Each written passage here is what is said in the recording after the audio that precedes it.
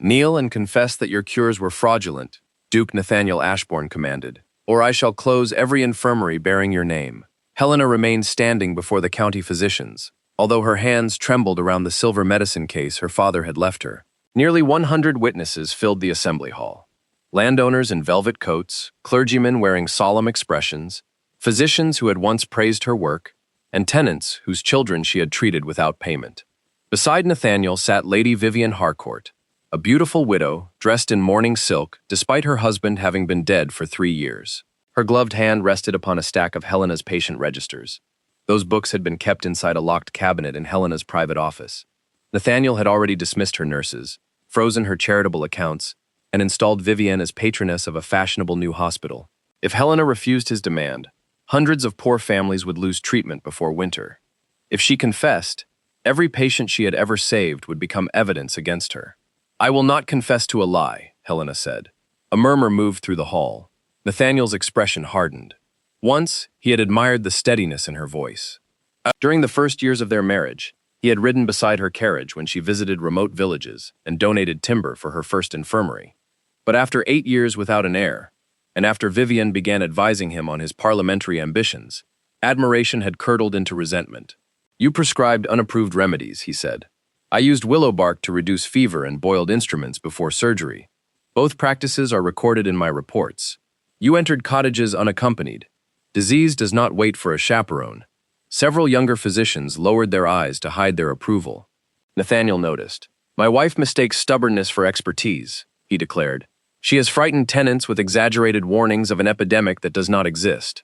Helena looked toward Dr. Percival Crane, chairman of the county medical board. He had personally examined 3 fever patients with her 2 weeks earlier. Now he would not meet her gaze. "You saw the rashes," Helena said. "You recorded the swelling beneath their jaws." Crane adjusted his spectacles. "The symptoms were inconclusive. They became inconclusive after Lady Vivian offered to fund your new surgical wing." Silence struck the room. Vivienne gave a soft, wounded gasp. Nathaniel rose so abruptly that his chair scraped across the floor. "You will apologize." Helena tightened her hold on the medicine case. "Ask him whether the promised funds depend upon my removal." Nathaniel descended from the platform. Anger sharpened every step, yet Helena saw something beneath it, a flicker of fear. He did not merely want her silent. He needed this hearing concluded before someone examined the evidence too closely. He stopped before her. "Kneel," he repeated. "No." The single word seemed louder than a shout. Nathaniel turned toward the trustees seated along the eastern wall. "Then, as Duke of Ashbourne and principal guardian of the Ashbourne Medical Trust, I order every infirmary under its authority closed at sunset. No nurse employed by this estate shall assist the Duchess. No apothecary shall provide her with medicine on credit." A woman began crying in the public gallery. Helena recognized Mrs. Bell, whose youngest son needed daily treatment for an infected leg. This was Nathaniel's choice. No advisor had forced the words from him.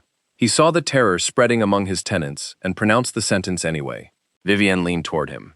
Perhaps her grace requires a moment to reconsider. Her apparent mercy was more vicious than Nathaniel's anger. She wanted Helena on her knees, not merely defeated. Before Helena could answer, the doors burst open. An elderly laundress stumbled into the chamber. Her gray hair had escaped its cap, and rainwater darkened her coarse dress. A guard caught her arm, but she tore herself free. "The Duchess!" she gasped. "I must speak to the Duchess." Helena set down her case and hurried forward. The woman managed 2 more steps before collapsing at her feet. "Give her room." Helena knelt, though not for Nathaniel, and pressed 2 fingers against the laundress's throat. The pulse was rapid and irregular. Heat radiated from her skin. Nathaniel ordered the guards to remove her. "If you move her before I examine her, you may kill her," Helena said. That stopped them. The laundress seized Helena's wrist. "They know I took it. Who knows?" Instead of answering, the woman dragged Helena's hand toward her sleeve. Something had been sewn into the lining. Helena used the small scissors from her medicine case to cut the stitches. A folded prescription slipped into her palm. Blood stained one corner, but the royal physician's signature remained visible beneath the crest of the king's household. Across the bottom, someone had written a hurried warning. The bottles were replaced after inspection. His Majesty must not receive another dose. Helena's breath caught. Nathaniel snatched the paper from her hand. Vivian's face changed for only an instant, but Helena saw the recognition in her eyes. "This has nothing to do with today's hearing," Nathaniel said. He carried the prescription to a candle and held its edge above the flame. "Do not burn that." Helena warned. The fire climbed across the paper. She read the dosage before the ink vanished. 40 drops, administered at 6-hour intervals. Enough of the prescribed cordial to steady a weakened heart, but lethal if the foxglove concentration had been altered. Then she saw the cramped notation in the margin. The handwriting belonged to Dr. Elias Wren, the chemist who had taught Helena how to detect mineral poisons. A man officially buried 6 months earlier. A church bell began tolling beyond the hall. Once, twice, then 6 times the hour of the king's evening medicine. The laundress pulled Helena closer. They sent the next bottle this morning. The final fragment of the prescription curled into ash between Nathaniel's fingers. And somewhere in Windsor, the king had just swallowed his next dose. Helena rose before the last scrap of paper reached the floor. "What was your name?" she asked the laundress. "Edith Crow." The woman's breath came in shallow bursts. "Royal Laundry, lower household. Did you touch the king's medicine?" Edith shook her head. "I washed Dr. Mercer's coat." The warning was hidden in the cuff. Dr. Sebastian Mercer was the youngest physician in the royal household, and one of the few men at court who had defended Helena's sanitation methods. Nathaniel crushed the remaining ash beneath his shoe. "This woman is delirious. Remove her." "She may be a witness to an attempt upon the king's life." She broke into a formal hearing carrying a blood-stained forgery. Helena looked at the soot on Nathaniel's fingers. "Then why did you destroy it before Dr. Crane could determine whether it was genuine?" A stir passed through the physicians. Nathaniel's jaw tightened. Vivian descended from the platform and knelt beside Edith, arranging her skirts carefully to avoid the wet floor. Poor creature. Fear can make the elderly imagine terrible things. Edith recoiled from her touch. That reaction was too immediate to be mistaken for confusion. Helena saw a faint blue smear across Vivian's left glove. Prussian blue pigment, expensive, distinctive, and commonly used to mark sealed containers in royal dispensaries. Vivian noticed Helena staring and folded her hand beneath the other. "Where did you see Lady Harcourt before?" Helena asked Edith. Vivian stood. "That is absurd." Edith's gaze darted toward the guards. Her fingers dug into Helena's sleeve, but terror sealed her mouth. The main doors opened again. This time no one protested the intrusion. A royal officer entered with 4 mounted guards behind him. Rain gleamed on Captain Julian Thorne's black uniform, and mud covered his boots to the knees. He carried a leather dispatch case chained to his wrist. Every person in the hall rose except Edith. Captain Thorne surveyed the gathering. "Which of you is Her Grace, the Duchess of Ashbourne?" Helena stepped forward. "I am." He removed a document bearing the royal seal. "By order of the Privy Council, you are required to travel to Windsor immediately." His Majesty collapsed shortly after 6 o'clock. A woman screamed in the gallery. Helena closed her eyes for 1 heartbeat. The warning had come too late. His symptoms? Severe vomiting, a weakened pulse, confusion, and loss of consciousness. "Has another dose been prepared?" "The royal physicians suspended all medicines until your arrival." "Then we leave now." Nathaniel moved between them. "My wife is under investigation by the County Medical Board. She has no authority to treat anyone." Captain Thorne regarded him without expression. "The Crown's authority exceeds yours."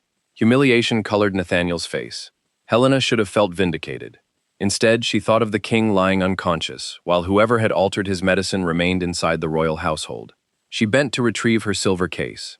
Vivian placed 1 slipper upon its handle. "You cannot bring unverified remedies into the royal apartments," she said. Helena met her gaze. "Remove your foot." For a moment, neither woman moved. Then Captain Thorne rested one hand upon his sword. Vivian stepped back with a brittle smile. Helena opened the case and checked its contents. The narrow spaces that should have held her testing vials were empty. Someone had removed them during the hearing. "My chemical reagents are missing." Dr. Crane glanced toward the locked evidence cabinet behind the platform. Helena crossed the room and held out her hand. "The key. These materials were confiscated by the board. The king may have been poisoned." Crane looked to Nathaniel for permission. That single glance revealed the true shape of the hearing. Nathaniel had not merely supported Helena's removal. He controlled the men judging her. "The key, Doctor," Captain Thorne ordered. Crane surrendered it. Inside the cabinet were Helena's patient registers, surgical instruments, sealed letters, and medicine bottles. The leather pouch containing her reagents lay open and empty.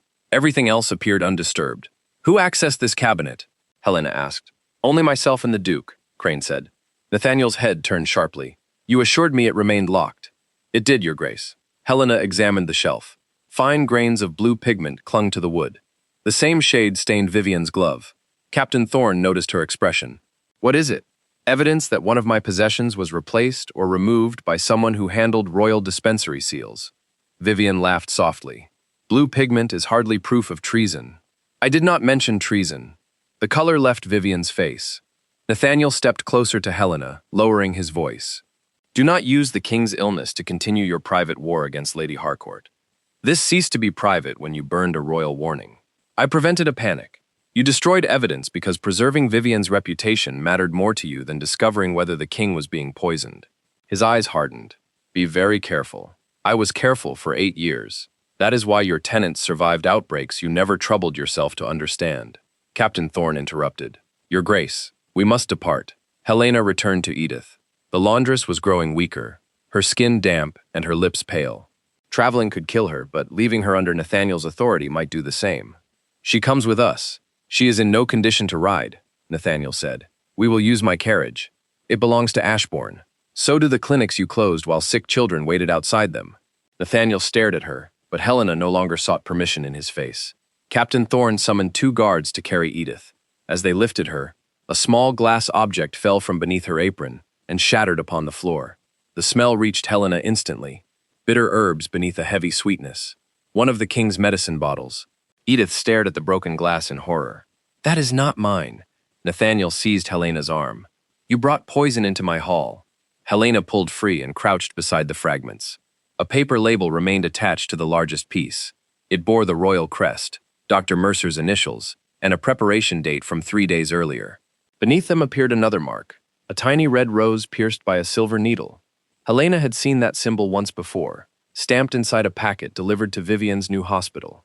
Captain Thorne drew his sword. No one leaves this room, he commanded. Behind Helena, the evidence cabinet slammed shut. When she turned, Dr. Crane was gone. Captain Thorne sent 2 guards through the rear passage, while the others barred every exit from the hall. Search the building, he ordered. Take Dr. Crane alive. Nathaniel stepped toward him. You cannot imprison my guests without explanation. The king is unconscious. A royal medicine bottle has appeared beneath a witness's clothing, and the physician responsible for guarding evidence has fled. Thorne's voice remained calm. You may explain those facts to the Privy Council. Helena lifted the largest piece of glass with a pair of forceps. The label was damp, but legible. She placed it inside an empty compartment of her medicine case, then used a linen cloth to collect several drops from the floor. The liquid's color was wrong. A heart cordial prepared with foxglove should have been amber. This mixture carried a faint violet tint. She brought the cloth near her nose without touching it. Licorice, anise, honey, flavors strong enough to hide something metallic. Do you have clean silver? Helena asked. Captain Thorne removed a small coin from his pocket. She placed 1 drop upon it. Within seconds, the polished surface darkened. Arsenic? He asked. Possibly, but this test alone cannot prove it. I need proper reagents. Vivian crossed her arms. The very reagents you conveniently claim were stolen. Helena looked at her. If I had planned to poison the king, I would hardly announce that my means of identifying the poison had disappeared. Perhaps you expected us to admire your cleverness. Enough, Nathaniel said. Helena studied her husband's face. He was angry, but not frightened in the way a guilty man should have been. His outrage came from wounded authority. Even with a royal crisis unfolding before him, he still believed the greater offense was Helena's refusal to obey. A guard approached Captain Thorne. The rear door was unlocked. Dr. Crane's horse is missing. Send riders to the northern and London roads. The eastern road as well, Helena said. It leads to Lady Harcourt's hospital. Vivian's composure cracked. You have no grounds to involve my institution. The symbol on the bottle appeared on a packet delivered there. That rose is the emblem of my charitable society. It marks medicines intended for the poor. A royal bottle should not bear it. Vivian turned to Nathaniel. Will you permit your wife to accuse me in your own hall? Nathaniel looked toward the shattered glass, then at the tenants watching from the gallery. Helena saw the instant calculation. His parliamentary future, Vivian's fortune, the scandal that would follow if he challenged her. My wife is distressed, he announced. No accusation made tonight should be treated as fact. Again, he had been offered a choice. Again, he chose Vivian. Edith groaned. Her body began to shake in the guard's arms. Helena knelt beside her. The laundress's pupils had narrowed, and a bluish shadow appeared around her mouth. She has been poisoned too. I drank nothing, Edith whispered. What did you eat today? Bread at dawn? Nothing after. Did anyone give you medicine? A woman found me outside the inn. Edith's gaze shifted toward Vivian. She said it would steady my nerves. Vivian went still. "What woman?" Helena asked. Edith tried to answer, but a convulsion seized her. Helena caught her shoulders and ordered the guards to lower her carefully. "Hold her on her side. Do not force anything between her teeth." Helena opened her case. Her strongest emetic had been confiscated, but a small packet of powdered mustard remained beneath a false lining her father had designed for emergencies. She mixed it with warm water brought by a servant, and administered only enough to empty Edith's stomach without placing further strain upon her heart. Nathaniel watched with open disapproval. "You are experimenting on her in front of witnesses." "I am keeping her alive." After several agonizing minutes, Edith's convulsions weakened. Helena examined what the woman had expelled and found fragments of a pale green tablet. She wrapped one piece in linen. This was administered recently, perhaps less than an hour ago. Edith had arrived at the hearing alone. Someone must have intercepted her nearby, learned she carried the warning, planted the bottle beneath her apron, and given her poison disguised as a calming draught. Captain Thorne crouched beside them. "Can she travel?" "Not to Windsor. She needs constant observation. I will place 2 royal guards outside her room." "Not at Ashbourne Hall," Helena said. Nathaniel's voice turned cold. "You forget whose house this is." "No, tonight has reminded me." She instructed the guards to take Edith to the rectory, where Reverend Hale and his wife could shelter her. Mrs. Hale had assisted Helena during difficult births and knew how to monitor a patient's breathing. As Edith was lifted, she caught Helena's hand. "The dead doctor," she whispered. "Dr. Wren? I saw him." Helena leaned closer. "Where?" "At Lady Harcourt's hospital, 3 nights ago." Vivian's face emptied of color. Nathaniel heard the words, yet he did not look at Vivian. He looked at Helena, as though her discovery itself were an act of disloyalty. Captain Thorne ordered a guard to record Edith's statement. Then he removed the chain from his dispatch case and produced a second sealed letter. "This was intended for you alone, Your Grace." Helena broke the seal. The message came from Dr. Mercer. Only 4 lines had been written, each compressed by urgency. "The king's illness began after Ashbourne cordial entered the royal dispensary. Your formulas bear your signature, but the quantities are not in your hand. Trust no physician carrying the red rose. Bring the original treatment ledger." Helena looked toward the evidence cabinet. Her treatment ledger, the record containing every formula, dosage, and alteration she had made during 12 years of practice, had been inside it before Crane fled. She unlocked the cabinet and pulled the registers from the upper shelf. Tenant accounts, surgical notes, fever observations. The treatment ledger was gone. In its place lay a folded legal document bearing Nathaniel's seal. Helena opened it. It transferred control of her clinics, formulas, and medical records to the Harcourt Royal Relief Society. The signature at the bottom belonged to her husband. The document had been executed 6 weeks earlier. "You gave her ownership of my work," Helena said. Nathaniel's silence answered before his words did. "It was necessary to secure proper funding. You gave Vivian access to every medicine I ever developed. She assured me the formulas would be protected." A crash sounded from the upper gallery. One of the guards shouted. Helena looked up in time to see a cloaked figure climb over the railing. A thick book was tied against the figure's chest, her missing ledger. The intruder leaped through a stained glass window and vanished into the darkness as Captain Thorne's men rushed after him. A single torn page drifted down through the broken glass and landed at Helena's feet. Across it, in her own imitated handwriting, someone had written the altered dose that was killing the king. Helena lifted the torn page by its corner. The handwriting resembled hers closely enough to deceive a stranger, but the letters leaned too evenly, and the ink filled every stroke with identical pressure. Helena wrote with her left hand. Her pen always caught slightly when moving across the page, leaving tiny pools of ink along certain curves. This copy had been produced by someone right-handed. "Put it away," Captain Thorne warned. "The entire sheet may be evidence." Helena slid it between 2 clean pieces of paper. "It was written recently. My original ledger used iron gall ink. This is tinted with logwood." Nathaniel stared toward the shattered window. How could an intruder enter a hall, guarded by my own servants? "Someone unlocked the rear door for Dr. Crane," Helena said. "The same person may have admitted the thief." Vivian drew her cloak around her shoulders. "This has become intolerable. I am leaving." "No one leaves," Captain Thorne said. "I am the daughter of an earl, and I carry the king's authority." The guards returned minutes later. They had found blood upon the stone terrace, but no body. A second horse had disappeared from the stable, and the eastern gate stood open. Vivian's hospital lay beyond that gate. Captain Thorne ordered 2 men to follow the trail. Helena packed the forged page, the bottle fragment, and the poisoned tablet into separate compartments of her case. Nathaniel approached her. You cannot seriously believe Vivian arranged this. My formulas were transferred to her society. Her emblem appeared on the king's bottle. A witness saw a supposedly dead chemist inside her hospital. How much more must happen before you question her? You hated the transfer from the beginning. I objected because you signed away work that was protected by our marriage settlement. It was my responsibility to preserve the Ashbourne name. You preserved your political ambitions. His face tightened.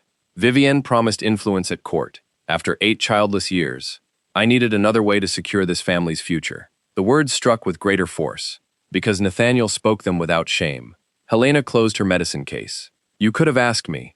You would have refused. Yes, that is why I did not. There it was. The moment stripped of every excuse. He had known the transfer was wrong and concealed it, because Helena's consent would never have been given. Captain Thorne summoned her to the doors. The carriage was ready. Vivian caught Helena's sleeve as she passed. If the king dies after you treat him, every bottle will bear your signature. Helena looked down at the blue stain on Vivian's glove. And if he lives, every bottle will be examined. For the first time, fear appeared openly in Vivian's eyes. Helena entered the carriage with Captain Thorne. Nathaniel climbed in behind them. You are not summoned, Helena said.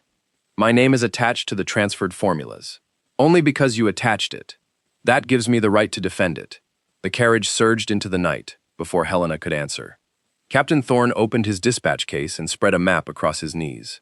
The fastest road passes Lady Harcourt's hospital. If Crane fled east, we may overtake him. A mile beyond Ashbourne, they found a riderless horse beside the road. Blood marked the saddle. The trail continued toward a narrow woodland path leading to the hospital's rear grounds. Helena noticed a lantern moving among the trees. The carriage stopped. Nathaniel reached for the door, but Thorne restrained him and signaled his guards forward. A gunshot shattered the silence. One royal guard fell. The others charged into the woods as Helena and Nathaniel crouched behind the carriage. Another shot struck the door inches above Helena's head.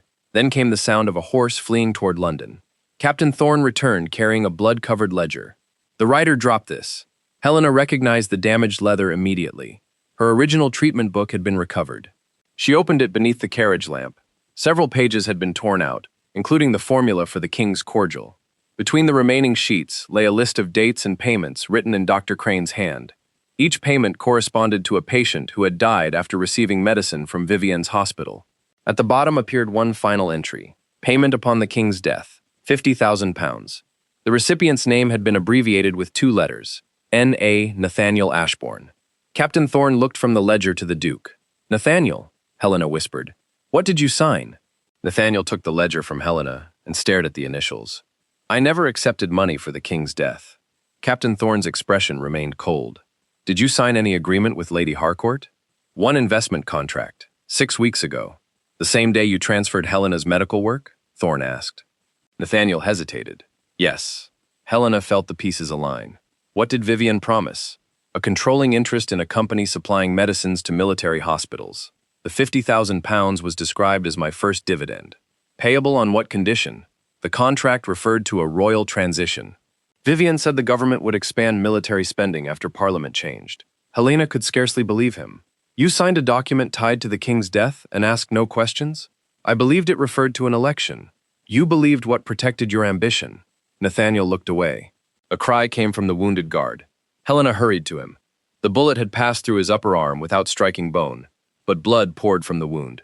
She tore a strip from her underskirt, compressed the artery, and bound the injury. Captain Thorne watched her work. Can he travel? Not on horseback. Put him inside the carriage. Nathaniel removed his coat and placed it beneath the guard's head. The gesture was useful, but it did not erase the contract bearing his name. Thorne ordered 2 men to escort Nathaniel back to Ashbourne under guard. No, Helena said. Vivian's hospital lies ahead. Nathaniel may know how to enter. I will not help you invade her property, Nathaniel replied. Then the Privy Council can ask why you refused while the king was dying. His resistance collapsed. They continued through the woods on foot, leaving the wounded man with the driver. Within half an hour, the hospital's pale stone walls appeared beyond the trees. No lamps burned at the main entrance, but smoke rose from a chimney at the rear laboratory. Nathaniel led them to a private gate. Vivian gave me a key, he admitted. Helena said nothing. Inside, the corridors smelled of vinegar, damp plaster, and spoiled herbs. Beds stood neatly arranged, yet no patients occupied them. Vivienne had displayed this hospital to noble donors only 3 days earlier, claiming it treated 60 people. Captain Thorne touched one mattress. Cold. It was never a functioning hospital, Helena said. It was a warehouse disguised as charity. They followed the sound of glass striking glass. Light escaped beneath a laboratory door. Thorne positioned his guards, then pushed it open. Dr. Elias Wren stood over a furnace. Helena froze.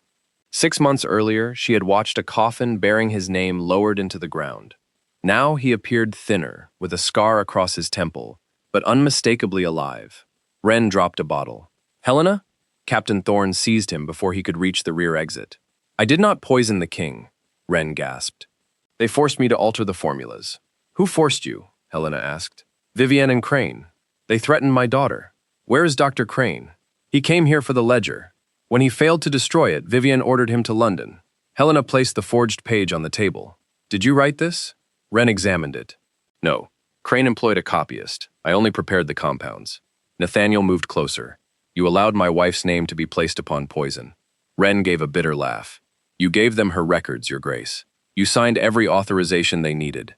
The accusation silenced him. Helena examined the laboratory. Dozens of royal medicine bottles stood in wooden crates. Some bore the red rose, others carried the seals of military hospitals and charitable clinics. This is larger than one assassination, she said. Wren nodded. Vivienne replaces expensive medicines with weakened mixtures, then sells the originals abroad. Most patients simply fail to recover. The king was different. His bottle was altered to kill him. Why? I heard only fragments. His death would force a regency vote. Vivienne's allies would gain control of several military contracts. Captain Thorne began collecting documents from the desk. Helena opened a cupboard and found the missing reagents from her medicine case. Beside them lay a row of patient samples, each labeled with dates and initials. One vial bore Edith Crow's name. The date was from 2 months earlier. They were watching Edith long before tonight, Helena said. Wren's face tightened. She saw Vivienne enter the royal dispensary. Crane ordered me to prepare a slow poison, but I refused. That is why he staged my death. A bell rang somewhere beneath the floor. Wren went pale. That is the destruction alarm. Smoke curled beneath the laboratory door. Captain Thorne tried the handle. It would not move. Someone had locked them inside. Flames climbed the corridor outside, sealing the nearest exit. Helena searched for another way out, while Nathaniel seized a stool and smashed the narrow window. Iron bars stood beyond the glass. Then Helena noticed cold air moving beneath the medicine cabinet. She pulled it aside, revealing a concealed staircase descending into darkness. Wren stared at the opening. That passage leads to the storage cellar. Where does the cellar exit? Thorne asked. It does not. The fire reached the laboratory door. From below came the unmistakable sound of a child crying. My daughter, Wren whispered. They left her down there. Helena lifted a lantern and stepped onto the stairs. Nathaniel caught her hand. The building is burning. She pulled free. Then decide whether you intend to stand in my way again.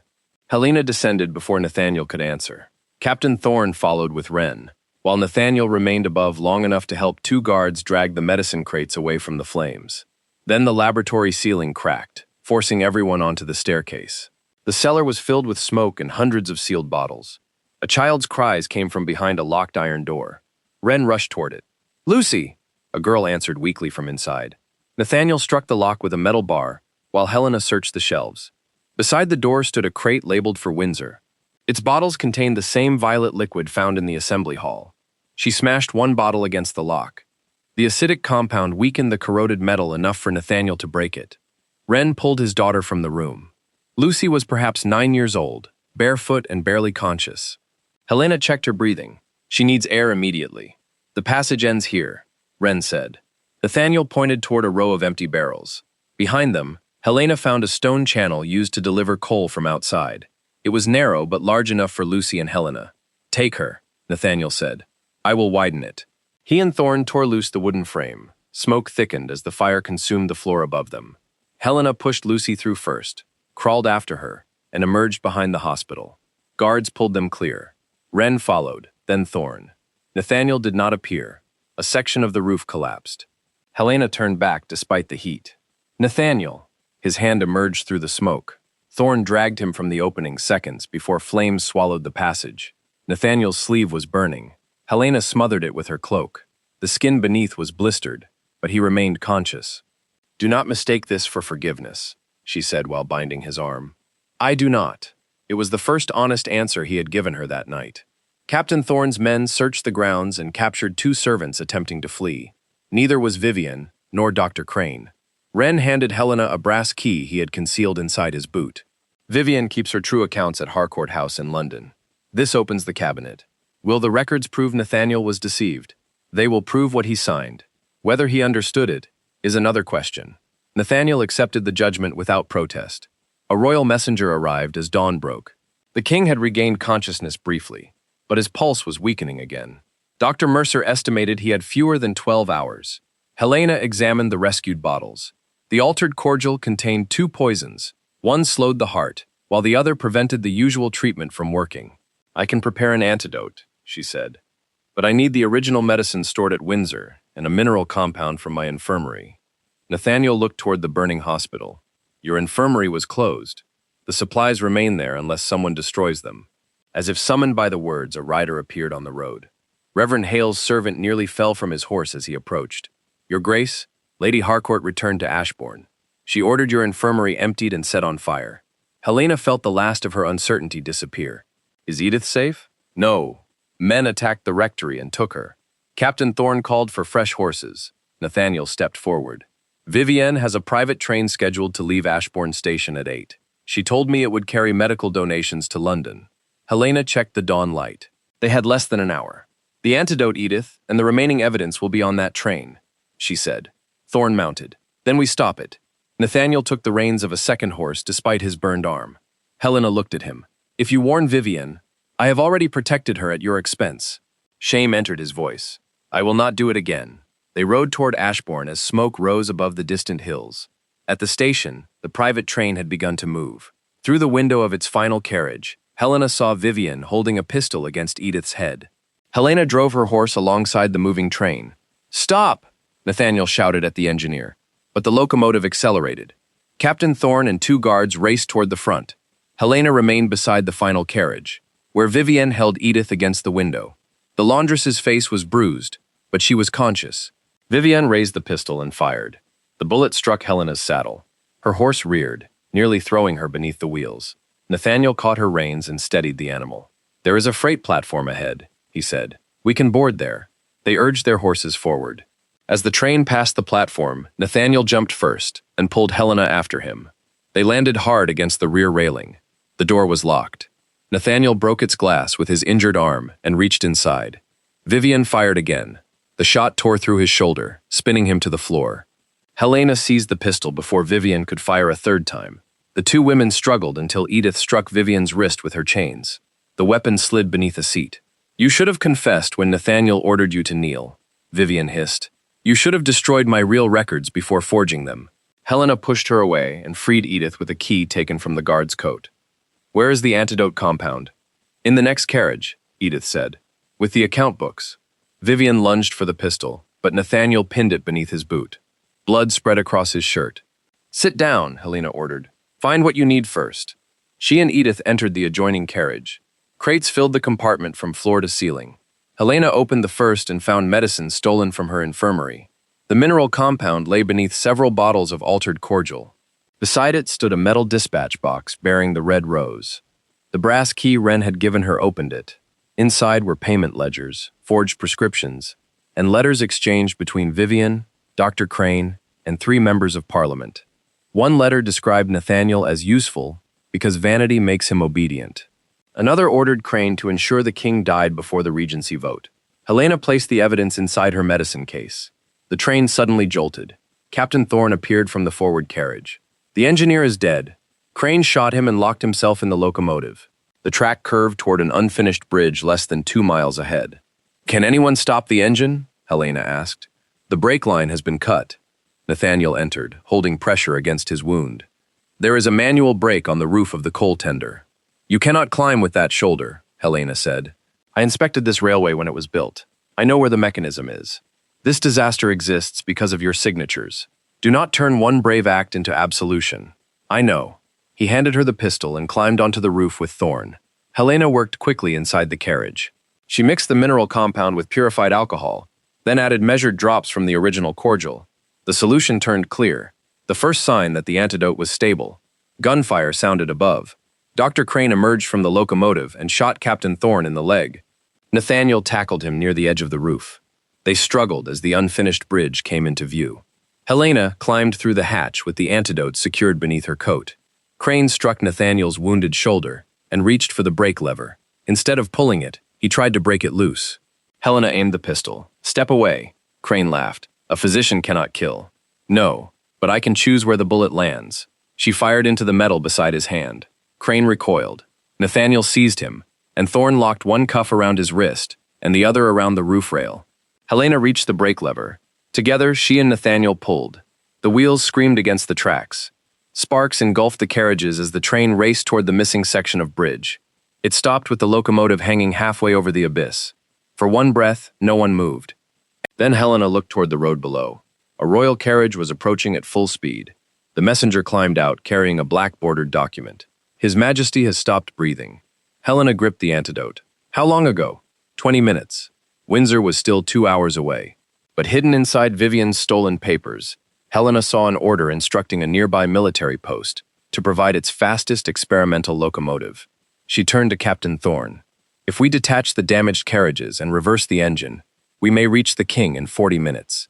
Behind them, the bridge supports began to crack. The bridge groaned beneath the locomotive. "Uncouple the rear carriages," Captain Thorne ordered. The guards released the couplings while Helena helped Edith carry the evidence and medical supplies onto the engine. Nathaniel dragged Crane forward despite the blood soaking his shirt.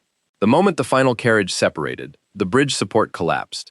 The empty cars rolled backward, plunged into the ravine, and disappeared in an explosion of splintered wood. Vivian tried to jump from the train. Edith caught her cloak. "You poisoned me and murdered patients who trusted your charity."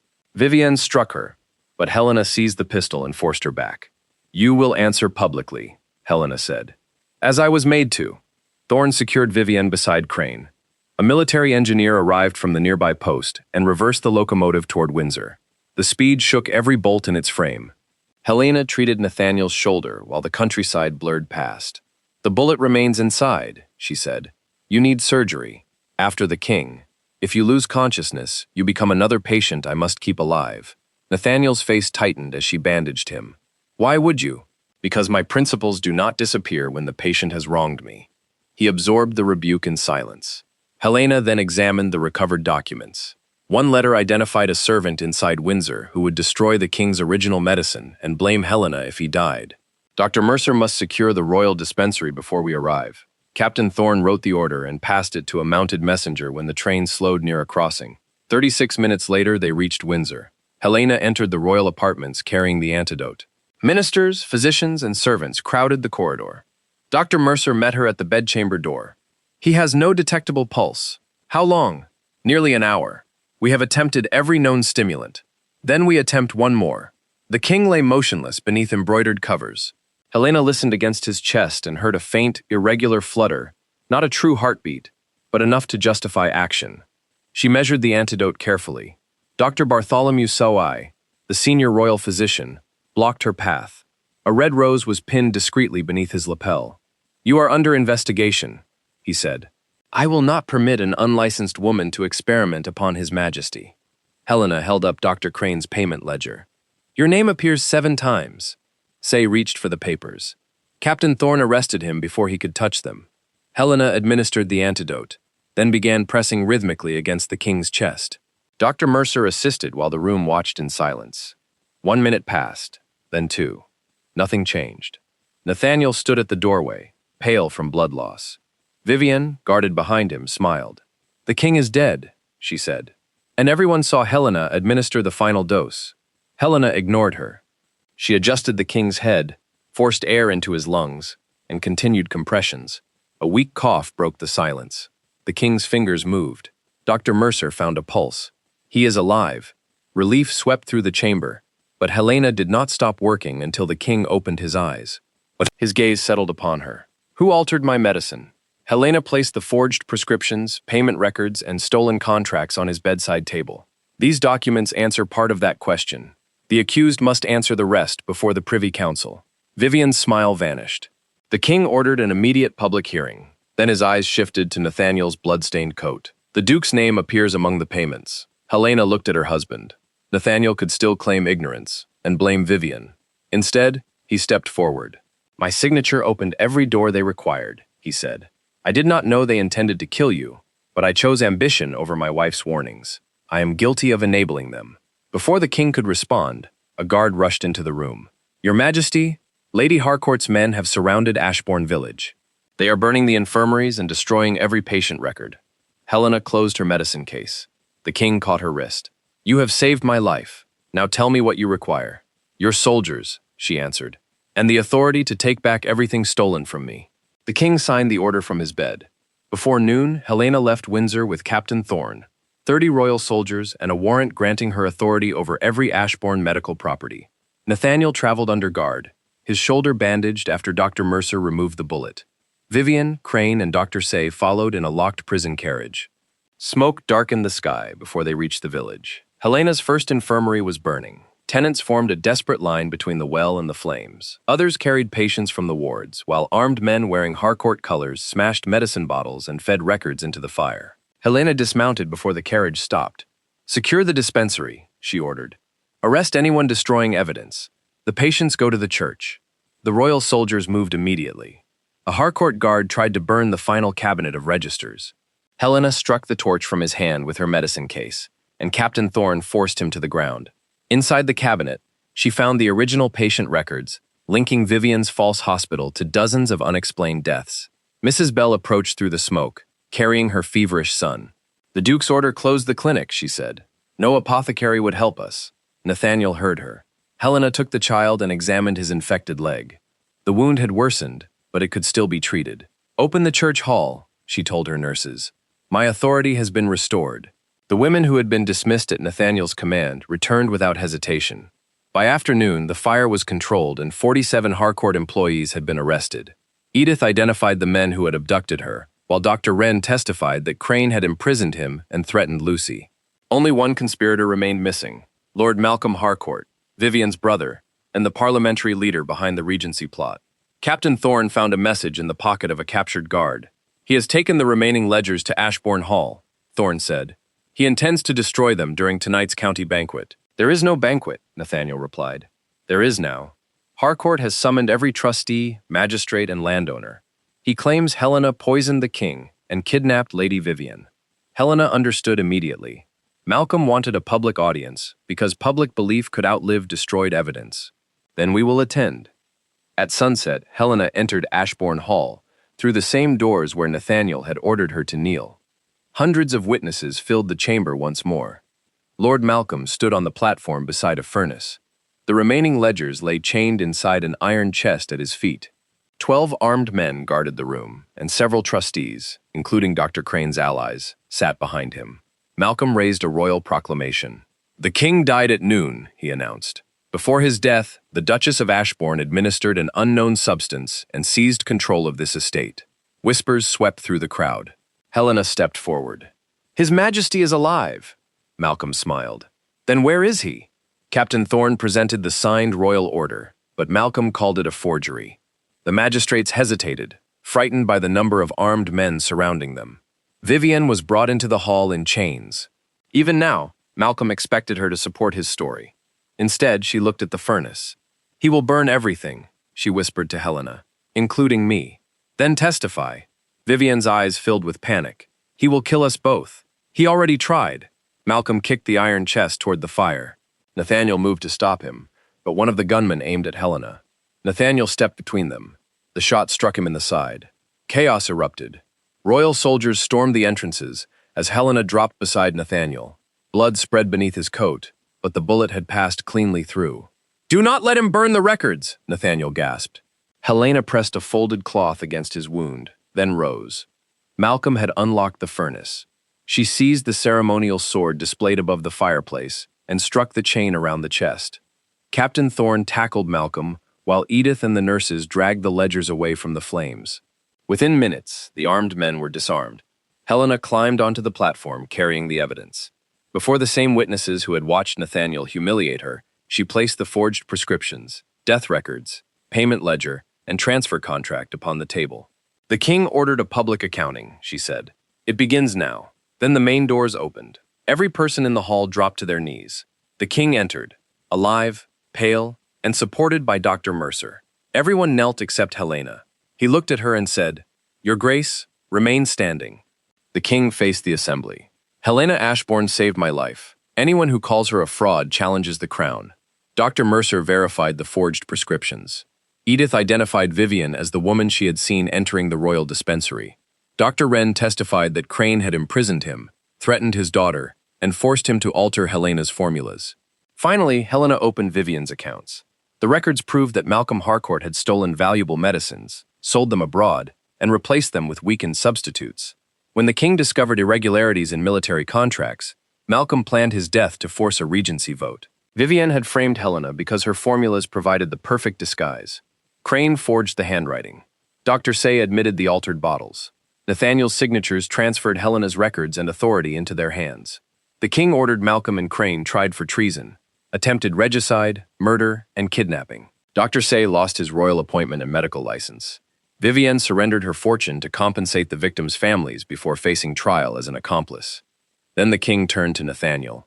"You did not design the plot, but vanity made you its instrument." Nathaniel stood wounded before his tenants. "I publicly called my wife a fraud, closed the clinics that protected this county, and gave her life's work to a woman I wished to impress. Helena warned me. I chose not to listen." He faced Mrs. Bell and the nurses. "Every illness worsened by my order is my responsibility." Nathaniel signed the permanent transfer of all clinics, formulas, and medical funds to Helena alone. He sold his London residence to restore the trust and withdrew from Parliament. The king revoked his control over the medical estate for life. "You demanded that your wife kneel," the king said. "Now you will ask her forgiveness without expecting it." Nathaniel lowered himself before Helena. "I loved the authority you helped me build more than I respected the woman who built it. I have no right to ask you to remain." Helena looked at the man she had once loved. His confession mattered, but it did not restore 8 years of trust. "I forgive nothing today," she said, "but I accept the truth you finally told." She requested a formal separation and independent residence. Nathaniel agreed without bargaining. 6 months later, the Ashbourne infirmaries reopened under Helena's sole direction. Edith supervised the dispensary, Wren led its laboratory, and Lucy became Helena's youngest student. Nathaniel funded the clinics but entered none without invitation. At the annual medical assembly, Helena stood where he had once ordered her to kneel. The county physicians rose as she entered. Dr. Mercer presented her with a royal charter establishing Britain's first network of clinics governed by a woman. Outside, Nathaniel waited beside the carriage. "May I accompany you?" he asked. Helena considered him, then opened the door herself. "You may walk beside it." As the carriage moved through the village, Nathaniel followed on foot, and Helena never once looked back to see whether he kept pace.